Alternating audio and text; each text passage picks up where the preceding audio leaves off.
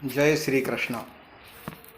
आज जन्माष्टमी है, तो जन्माष्टमी पर फिर से एक बार मैं भगवान श्री कृष्ण के बारे में कुछ चर्चा करना चाहता हूँ।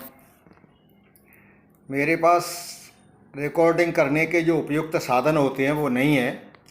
मैं साधारणतः मोबाइल के सामने बैठ कर के ही और अपनी बात रखने का प्रयास करता हूँ।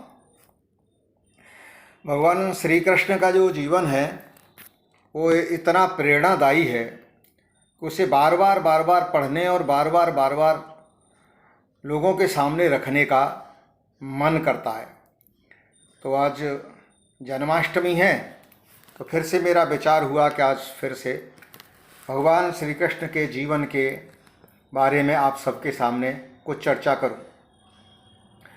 देखिए, वैसे तो सभी जीवात्माएं अनादिकाल से एक प्रवाह रूप में जन्म लेती चली आ रही हैं।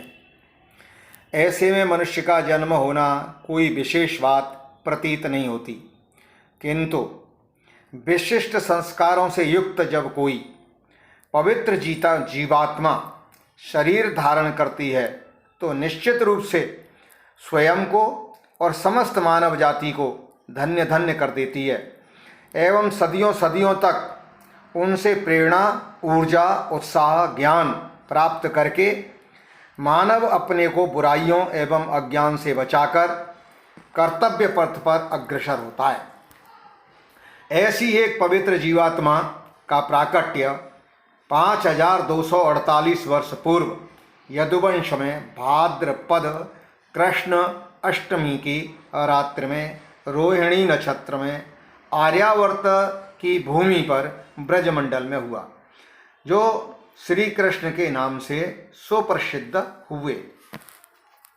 वैसे तो श्री कृष्ण पूर्ण ब्रह्म अवतार माने जाते हैं, लेकिन कुछ लोग अवतारवाद को नहीं भी मानते हैं, तो इससे कोई फर्क नहीं पड़ता है। वे उन्हें एक पवित्र जीवात्मा तो मानते हैं। चलिए इसी विषय को आगे बढ़ाते हैं। तो कहावत है कि होनहार बिरबान के होत चीकने पात। बचपन में ही पता चल जाता है कि यह बालक आगे चल कर के कहाँ तक जा सकता है। ऐसा ही भगवान श्री कृष्ण का जीवन रहा। कारागार में जन्म हुआ, वहाँ से निकल करके गोकुल में आए, वहाँ आकर के पूतना का वध किया और भी अनेक राक्षसों का उन्होंने वध किया।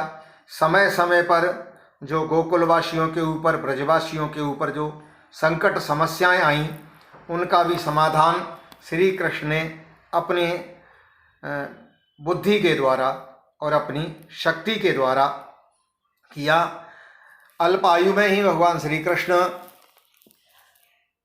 मथुरा में उस समय के तात्कालिक सबसे बड़े अत्याचारी कंस का वध करने में भी सफल रहे और सांदीपनी गुरु के यहाँ जाकर के उन्होंने यथावत शिक्षा ग्रहण की। उसके पश्चात उन्होंने महाराज उग्रसेन को राजा बना करके और मथुरा की देखभाल की। कंस के समाप्ति के बाद कंस का जो ससुर था वह मगध का राजा था, जरासंध नाम से उसे लोग जानते हैं। तो उस जरासंध ने मथुरा के ऊपर अनेक बार आक्रमण किए, लेकिन भगवान श्री कृष्ण ने अपनी शक्ति और युक्ति के द्वारा उसको परास्त किया। जब कालयवन की एक बड़ी सेना उसी समय मथुरा के ऊपर चढ़ाई करने के लिए आ गई, तब भगवान ने अपने समाज को बचाने के लिए और वहाँ से एक नीति के कारण से पलायन कर दिया और मुचकुंद नाम के एक जो राजा थे उनके द्वारा कालयवन का वध करा करके स्वयं द्वारका चले गए। द्वारका में जाकर के भी उन्होंने उग्रसेन को राजा बनाया और स्वयं उस राज्य की देखभाल करने लगे। वहाँ जाकर के ही भगवान श्री कृष्ण के विवाह हुआ है, रुक्मिणी के साथ विवाह हुआ। और लेखन में ऐसा आता है कि भगवान श्री कृष्ण के अनेक विवाह हुए। वहीं से भगवान ने एक रणनीति के तहत भीम से मल्ल युद्ध करा करके जरासंध का अंत करा दिया। जब महाभारत का युद्ध प्रारंभ होने वाला था तो अर्जुन ने भगवान श्री कृष्ण को अपना सारथी बनाने की इच्छा प्रकट की। तो श्री कृष्ण उनके सारथी बने। युद्ध मैदान में जब अर्जुन के मन में कुछ शिथिलता आने लगी तो दिव्य गीता ज्ञान दे करके और अर्जुन को युद्ध के लिए प्रेरित किया। ऐसा भी प्रसंग आता है कि एक बार युद्ध करते करते ऐसा लगने लगा कि अर्जुन अपनी पूर्ण मनोयोग से भीष्म पितामह के सामने युद्ध नहीं कर रहे हैं। तो अर्जुन को प्रेरणा देने के लिए स्वयं भगवान श्री कृष्ण ने रथ का पहिया लेकर के और भीष्म पितामह के ऊपर मारने के लिए दौड़ पड़े। तब अर्जुन ने संकल्प किया कि मैं अपने पूरे मनोयोग के साथ युद्ध करूंगा और तत्पश्चात उन्होंने उस युद्ध में विजय प्राप्त की। श्री कृष्ण का यह सिद्धांत था कि अत्याचारी कितना भी बड़ा क्यों न हो, कितना भी बलवान क्यों न हो, और वह चाहे अपना कोई बंधु हो, मित्र हो, चाहे वो कोई अपना परिवारी जन ही क्यों न हो, लेकिन यदि वो अधर्म के पक्ष में है तो फिर उसका वध करना ये जरूरी है। ये उनका सिद्धांत था और इसी सिद्धांत को लेकर के उन्होंने धर्म को अधर्म के ऊपर आक्रामक कर दिया।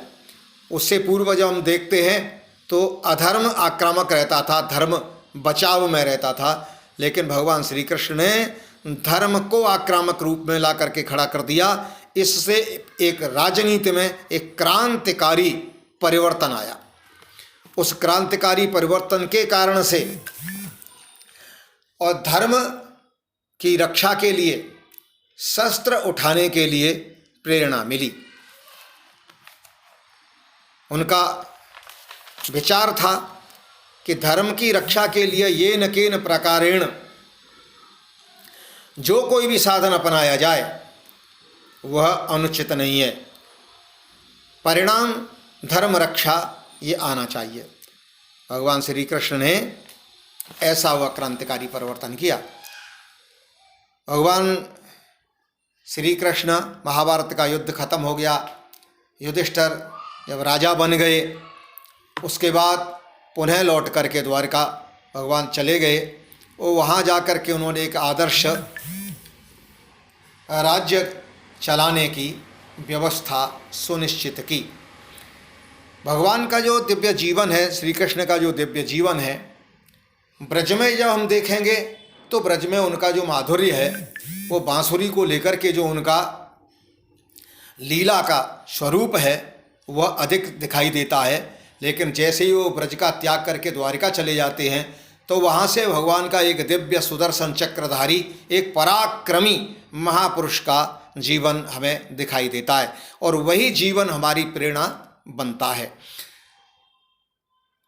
अपने देश में कथाकारों के माध्यम से भगवान श्री कृष्ण के बांसुरी रूप का और माखन चोर रूप का बहुत विस्तृत वर्णन किया गया, लेकिन जो द्वारिका में जाकर के उन्होंने जो पराक्रमी जीवन जिया है, जिसके कारण महाभारत जैसे युद्ध में और अर्जुन को विजय दिलाई है, धर्मराज युधिष्ठिर को और चक्रवर्ती सम्राट बनवाया है, यह पक्ष उनका अधिकांश लोगों ने छुपा दिया। उसके कारण जो कृष्ण का जो चरित्र सबके सामने आना चाहिए था वो चरित्र सबके सामने नहीं आया है। वह चरित्र पुनः से सबके सामने आए, वह दिव्य उनका पौरुष सबके सामने प्रकट हो, इसी के लिए प्रयास में हम लगे हैं। आशा है आपको ये मेरा विचार अच्छा लगा होगा। मैं आपसे फिर से एक निवेदन करूंगा कि आप मेरे इस वीडियो को लाइक किया करिए और सब्सक्राइब करिए, जिससे मेरे विचार आप तक पहुंच सकें। जय श्री कृष्ण, जय श्री कृष्ण।